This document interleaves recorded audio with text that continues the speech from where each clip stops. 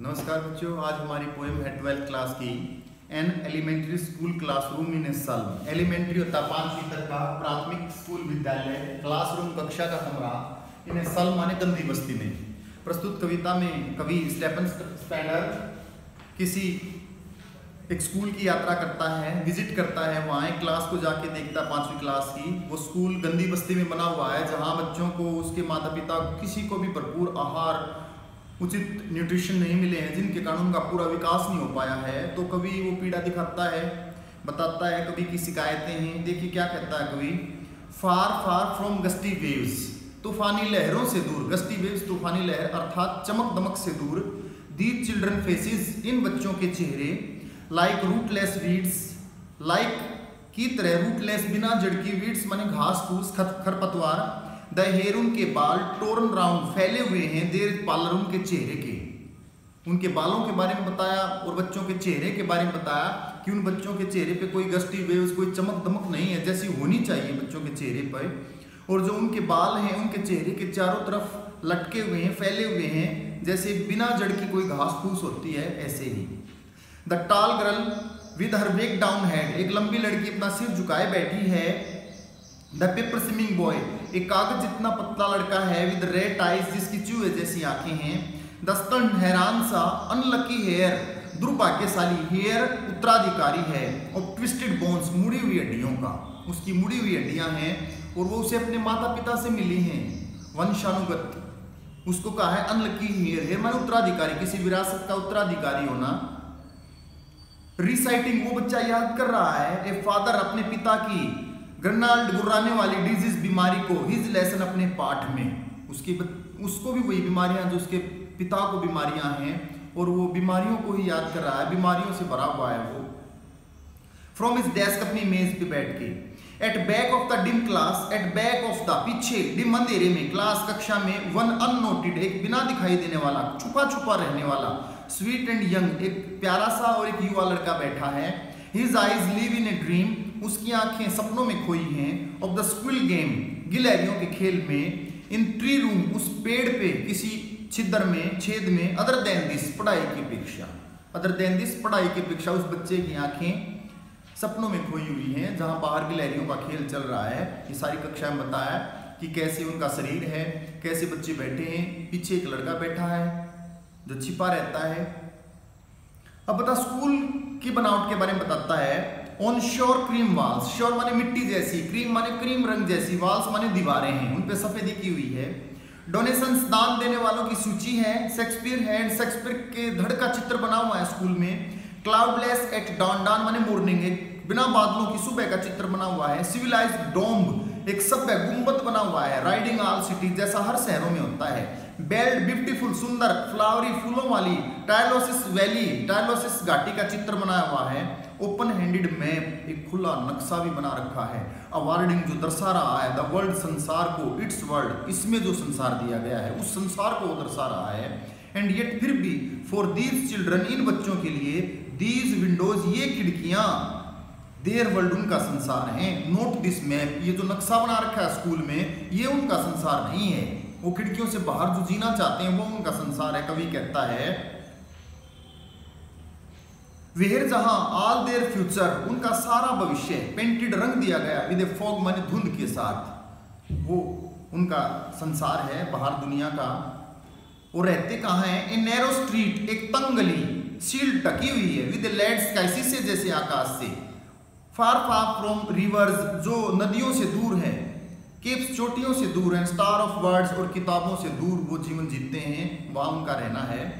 कवि कहता है श्योरली, निश्चित रूप से। शेक्सपियर इज विक्ड, शेक्सपियर दुष्ट है, क्योंकि कोई लाभ ही नहीं मिल रहा। उस चित्र लगाने का क्या फायदा जब तक उन गंदी बस्ती में पढ़ने वाले बच्चों की हेल्थ हाइजीन को नहीं उठाया जाएगा, तब तक ये चित्र बना देने से, दान देने वालों की सूची, इनका कोई फायदा नहीं। कवि कहता है Shakespeare is wicked. The map is a bad example, और जो नक्शा वो भी बुरा उदाहरण है। विद शिप्स, जिसमें जहाजें दर्शाई गई हैं। एंड सन, सूर्य। एंड लव, प्रेम। टेम्पटिंग, ललचाता है। देम, बच्चों को। टू स्टील माने चोरी करने के लिए, गलत आदत सिखाता है। फॉर लिव्स, फॉर क्योंकि लिव्स, जिंदगियां। दैट स्लाइली, धोखे से। टर्न इन, बदल दी गई। देर, उनकी। क्रैम्प्ड होल्स, उन छिद्र भरे होल्स, बिलों में। उनके घरों को क्रैम्प्ड होल्स कहा, जहाँ झुग्गी झोपड़ियों में रहते हैं, वहां उनकी जिंदगी धोखे से बंद कर दी गई। फ्रॉम फॉग, धुंध से, टू एंडलेस नाइट, एक अंतहीन रात में, जहाँ उनकी जिंदगी बदल दी गई एक ऐसी धुंध से, एक ऐसी अंतहीन रात में जिसका कोई अंत नहीं होगा, कि 10 में 5 में कभी उनका कोई उद्धार होगा, कोई उनको बाहर निकालेगा उनकी गरीबी से, कुपोषण से, ऐसा कोई नहीं लग रहा। इसलिए उसको कहा एंडलेस नाइट, अंतहीन रात। ऑन देयर स्लैग माने कचरे के, हीप माने ढेर के ऊपर, दीज चिल्ड्रन, इन बच्चों की, वीर स्किन्स पीप्ड, स्किन पीप्स त्वचा में से, पीप्ड माने झांकते हैं, बाहर दिखाई देता है, थ्रो बाय बोन्स माने हड्डियां, इतने कमजोर हैं वो, उनकी चमड़ी से उनकी हड्डियां बाहर दिखाई देती हैं, ढांचा बन गए वो, स्केलेटन। एंड स्पेक्टिकल्स, और चश्मे ऑफ स्टील माने स्टील के उनके जो चश्मे हैं, विद मेंडेड ग्लास, मरम्मत किए हुए ग्लास से, वो कैसे लग रहे हैं, लाइक जैसे बोटल बिट्स, कांच के टुकड़े, उन स्टोन्स माने पत्थरों पर पड़े हुए, ऐसे उनके चश्मे हैं। ऑल ऑफ देयर टाइम, उनका सारा समय, स्पेस और उनका सारा स्थान, आर फोगी स्लम, ये धुंध भरी बस्तियां हैं। सो इसलिए blot their maps with slum as big as doom, doom माने धब्बा। इसलिए कवि कहता है कि जो नक्शा बना रखा है उसने स्कूल में जो लगा रखा है, उसको कहता है कि वहां जो बड़े बड़े शहर वगैरह दिखा रखे हैं वो तो दिखाने हैं, लेकिन साथ में कवि ने आवाज उठाई है कि उन गंदी बस्तियों को भी दिखाइए, और बड़े बड़े धब्बों के रूप में, बिंदी के रूप में नहीं, ताकि सरकार की, लोगों की, सबकी नजर पड़े और उनके उत्थान के लिए कुछ किया जा सके। इसलिए कवि कहता है सो इसलिए ब्लॉट दिखाइए, दर्शाइए, जताइए, बताइए, देयर मैप्स, उनके नक्शों में, विद स्लम्स, इन गंदी बस्तियों को भी, एज बिग, उतना बड़ा करके, एज डूम, जितना कोई धब्बा होता है। फिर कवि पुकार करता है जो समाज में महत्वपूर्ण भूमिका निभाते हैं, उनको आह्वान करता है, अनलेस गवर्नर है, उनमें इंस्पेक्टर, निरीक्षक, विजिटर, जो यात्रा करने वाले हैं, आगंतुक हैं, this map becomes their window, and these windows that shut upon their lives like catacombs, का catacombs माने तहखाना, ताबूत।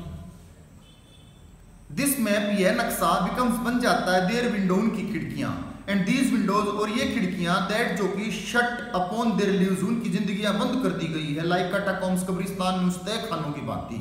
और कवि कहता है ब्रेक को ब्रेक, तोड़ दीजिए, हटा दीजिए, इनके उत्थान का कुछ काम कीजिए, ओपन खोल दीजिए, till they break the open, till they break the town, नहीं तो वो शहर को तोड़ देंगे, अर्थात वो फैल जाएंगे। यदि उनकी उत्थान के लिए कुछ नहीं किया गया तो उनकी जनसंख्या बढ़ती रहेगी, नॉलेज नहीं है उनको, तो सारे शहर में फैल जाएंगे। इससे पहले उनके लिए कुछ कीजिए, कभी आवाज उठाता है। एंड शो, दिखाइए, दर्शाइए, द चिल्ड्रन, इन बच्चों को, टू ग्रीन फील्ड, हरे भरे खेत, एंड मेक देयर वर्ल्ड, और उनका अलग संसार बनाइए। रन अजोर, अजोर माने नीला, एंड गोल्ड सैंड, सुनहरी रेत पर और नीले आकाश में उन्हें घुमाइए। एंड लेट देयर टंग्स, उनकी जुबान में उनको समझाइए। रन नेक्ड इनटू बुक्स, किताबों में उनको पढ़ाइए, दौड़ाइए। The white and green leaves, सफेद और हरे पत्तों के बीच, किताबों के बीच, अक्षरों के बीच, ओपन, खुले रूप से, क्योंकि हिस्ट्री, देयर, इतिहास सिर्फ उन्हीं का है, उन्हीं का गुण गाथा गाता है। हुज लैंग्वेज इज सन, जिनके पास ज्ञान है, हुज लैंग्वेज, जिनकी भाषा, इज सन माने धूप है, सूर्य है, अर्थात जो ज्ञान रखते हैं, नॉलेज रखते हैं, हाइजीन रखते हैं। कवि कहता है कि इतिहास सिर्फ उन्हीं के गुण गाता है।